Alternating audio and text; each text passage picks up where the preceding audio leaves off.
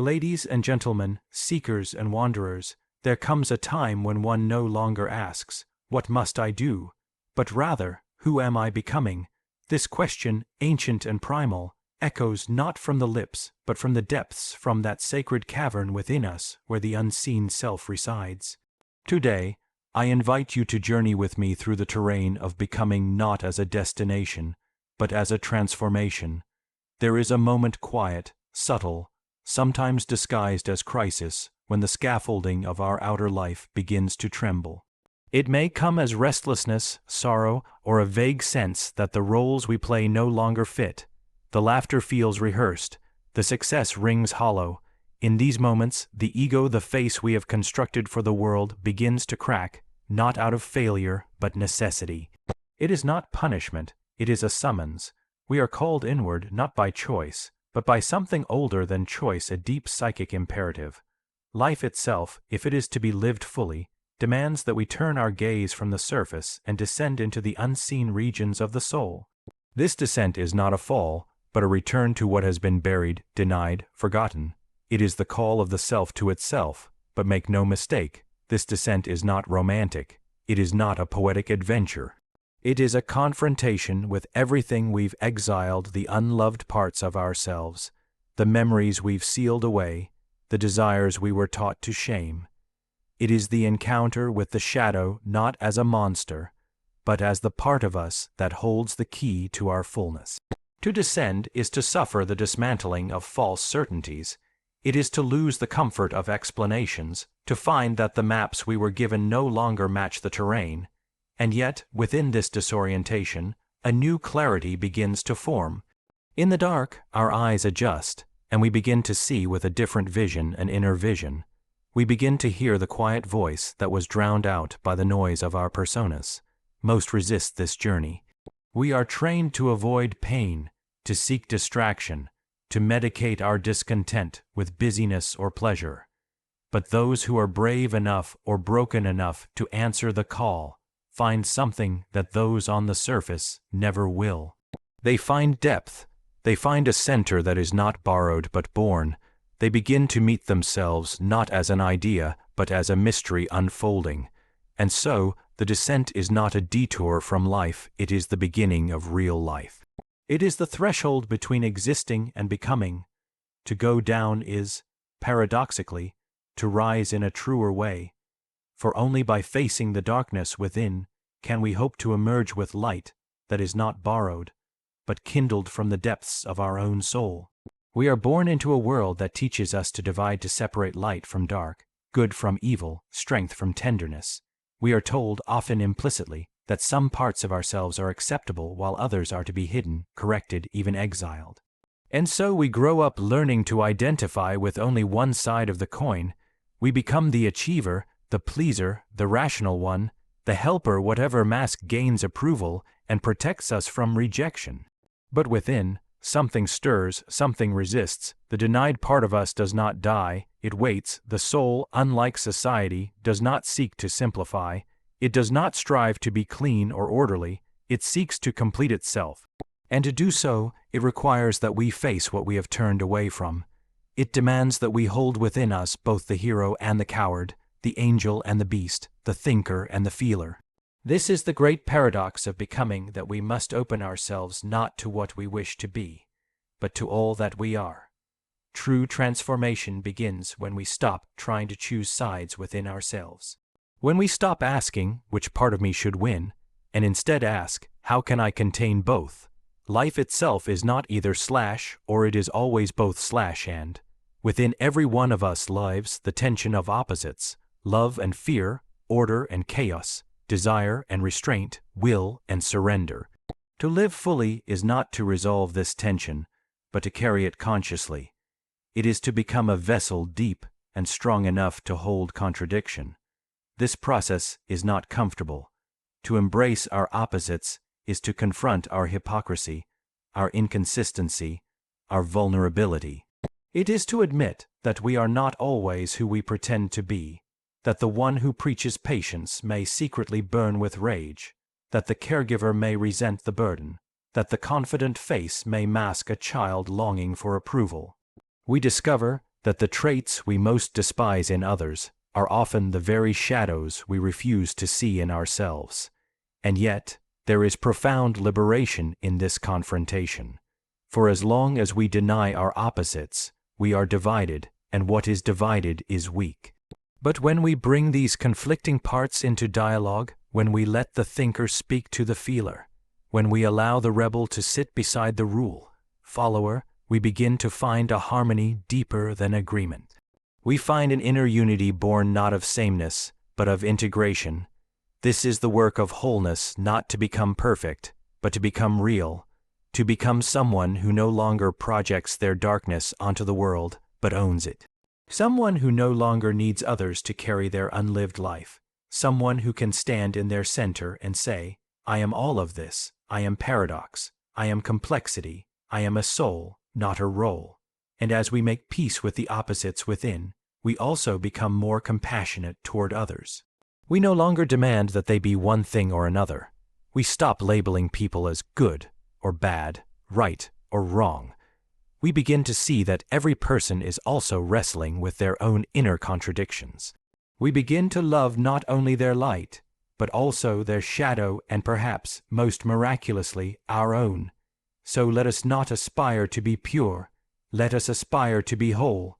Let us no longer flee from the darkness, but walk toward it with open hands. For it is only by embracing the opposites within that we can finally stop the war against ourselves. And in that peace, we begin to taste the first true freedom, not the freedom of escape, but the freedom of becoming fully, beautifully human. There is a dimension to human life that cannot be reached by reason alone. A language older than words speaks beneath the surface of our daily thoughts, a silent current flowing through dreams, fantasies, metaphors, and myths. To most, it goes unnoticed, like music heard faintly behind a closed door. Yet for those who listen, for those who sense that truth does not always wear a literal face, this symbolic layer becomes the deepest source of guidance and renewal. The modern mind, trained in logic and utility, often dismisses the symbolic as childish or decorative, the stuff of poetry, religion, or art, but not of reality. And yet what we call symbol is the native tongue of the soul. It is not merely a substitute for meaning, it is meaning embodied. A tree in a dream may be more than a tree. A snake, a river, a burning house, these are not just images. They are messages, carriers of psychic truth sent from the unconscious, trying to draw us into dialogue with something greater than the limited self we think we are. To live without symbols is to be spiritually blind. We may see clearly in the physical world, we may function well in society, we may master the facts of life and yet feel hollow. That is because our inner world is not made of facts, it is made of images. Symbols connect us to the deeper rhythms of life, to patterns that are larger than any one individual. They are bridges between the personal and the universal, between what is known and what longs to be known. A person begins to awaken when they start to take their inner imagery seriously, when a dream disturbs their sleep, and instead of brushing it off, they sit with it. When a particular animal seems to follow them through life not in body, but in story, in memory, in synchronicity, and they begin to wonder what it wants to teach.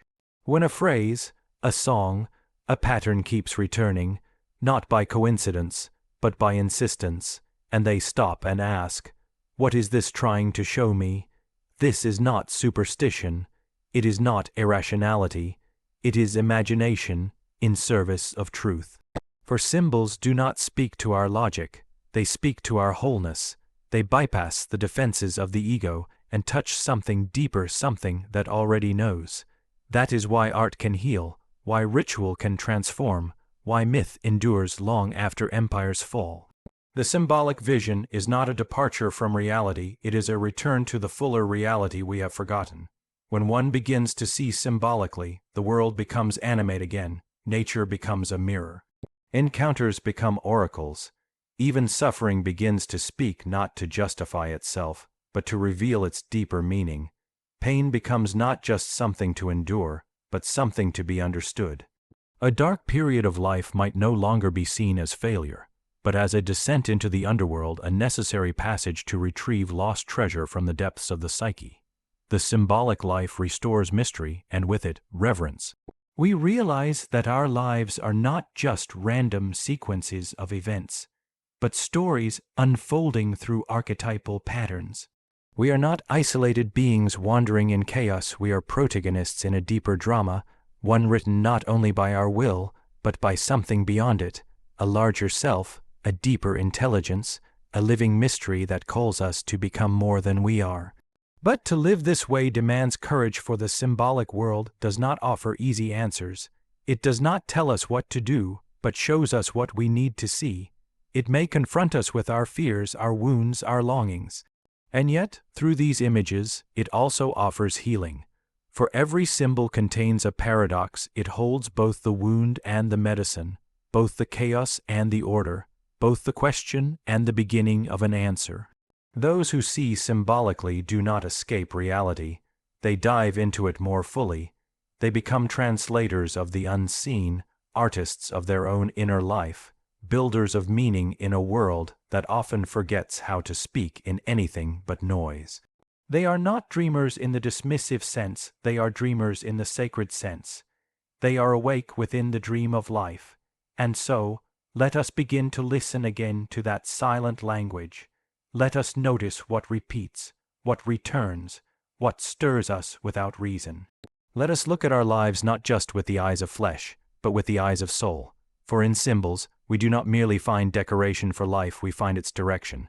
There comes a point on the inward journey when the path seems to vanish. What once felt like movement slows into stillness. The familiar structures that gave life meaning, family, ambition, belief, begin to blur, and the world no longer speaks with the same clarity. In this quiet, we may feel abandoned by all outer authorities. The voices we once trusted fall silent. We begin to sense that no one can tell us where to go next, and it is in this moment, when all directions fail, that a different voice begins to stir, one softer than thought, older than language, yet unmistakably intimate. This is the voice of the inner guide. The inner guide is not an invention. It is not fantasy, nor wishful thinking.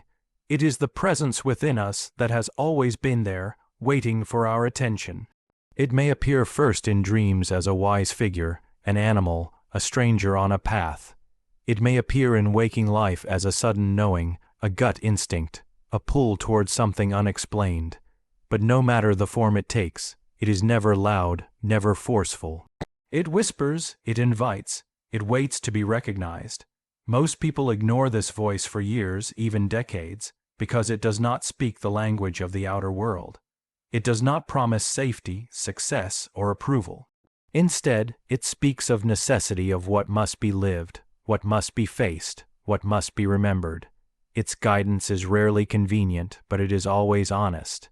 It does not flatter the ego, it calls the soul. To encounter this guide is to discover that there is something within you that sees more than you do, something that knows not only who you are, but who you are meant to become. It is not an abstract idea. It is an experience, often subtle, but profoundly real. It is the moment you feel deeply aligned without knowing why. It is the dream that unsettles you with truth. It is the sensation that something in you is older than your years, wiser than your education, more whole than your personality.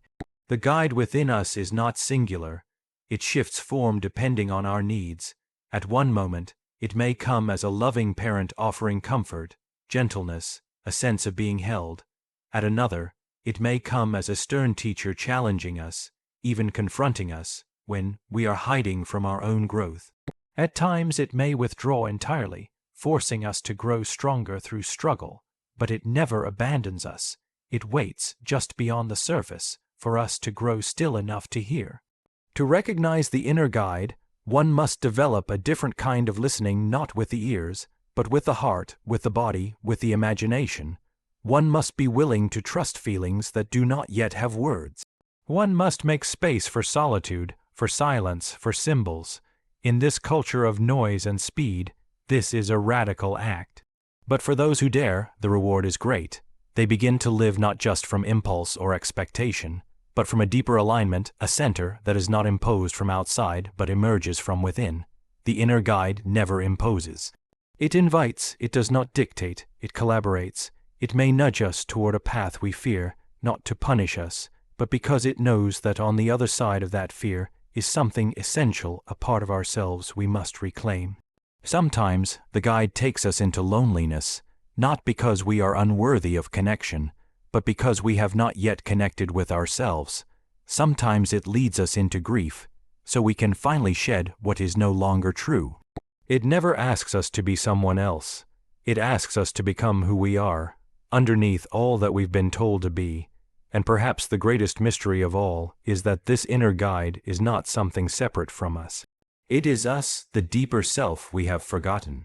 It is the part of us that remembers the wholeness we were born with, the part that has watched patiently through all our betrayals and compromises, waiting for the moment we are ready to return. When we follow this guide, we are not following a stranger. We are returning home. But this return is not regression, it is transformation. We emerge from the encounter not with all the answers, but with a compass. Not with certainty, but with trust. We begin to move through life no longer merely reacting to circumstances, but responding to something within. We speak differently. We listen more. We make choices not only from fear or ambition, but from authenticity. We become more real, and so, the task is not to find the guide, for it is already within us. The task is to make ourselves ready to hear it, to cultivate the silence in which it speaks, to honor its wisdom, even when it leads us into unknown places. For when we follow that voice, however faint, however strange, we do not lose ourselves. We begin, at last, to meet ourselves. There comes a moment, often after the descent into the inner world, the encounter with the shadow, the symbolic vision, and the guidance of the deeper self, when one feels the stirring to return not backward into old patterns, but forward into the world, carrying something utterly changed. This return is not triumphant in the conventional sense. There are no parades, no applause, no visible trophies, yet it is one of the most sacred passages a person can undertake.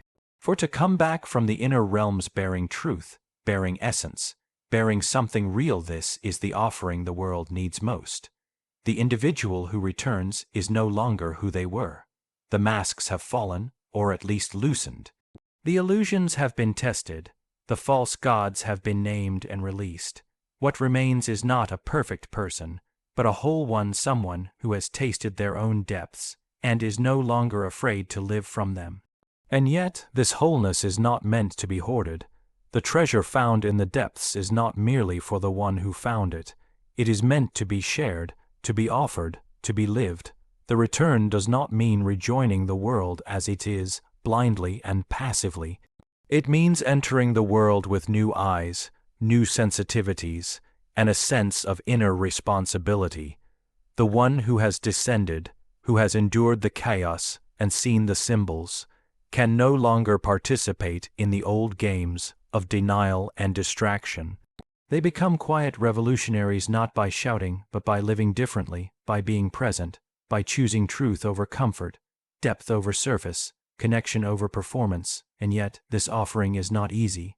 The world may not welcome what we bring back. It may mock the soul's language, dismiss the quiet vision, misunderstand the gift. And so, the returning one must learn the art of translation, how to offer what they carry without preaching, how to live from depth without demanding others do the same. The offering is not in the form of dogma or demand, but in presence, in integrity, in the radiance of a life lived from within. It may be offered through art, through teaching, through healing, through simple acts of love. But above all, it is offered through being, through embodying the integration one has suffered to attain. There is a hidden nobility in this return.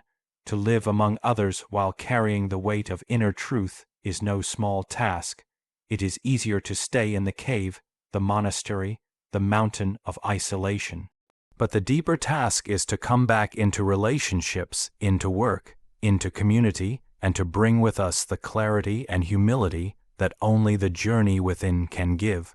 We become bridges between the visible and the invisible, between the outer roles and the inner self, between the past we've transcended and the future we now shape with our choices. And this, perhaps, is the most powerful offering of all, to live as a reminder, to become, by our very being, a mirror in which others might glimpse their own unlived potential, not through force, not through persuasion, but through authenticity. The world is starving for wholeness. Not more information, not more noise, but people who have walked into themselves and returned, holding the gold that was buried in their own darkness. People who know how to stand still in the storm. People who can sit with pain without turning away. People who no longer need to be perfect because they have become real. And so, the cycle of becoming completes itself not in the perfection of the individual, but in the offering of their experience to the greater whole. The path inward, when truly followed, always bends outward again. The treasure, once found, demands to be given away not in sacrifice, but in sacred reciprocity. What we receive from the deep must return to the surface, not to elevate us, but to water the ground of collective life. To become in this sense is not simply to change, it is to serve, not as a servant of ego or culture or ambition, but as one who has bowed to the mystery within and come back carrying a cup of it. To speak when needed, to remain silent when not, to shine quietly, to live symbolically, to embody wholeness. The return, then, is not an end. It is the beginning of a different way of living. And the offering is not a performance, but a gift, the gift of a human being who has walked through fire and returned with light, not to dazzle, but to warm, not to save, but to remind, that within each of us is the same invitation, the same depth, the same sacred task, to become whole, to return, and to give.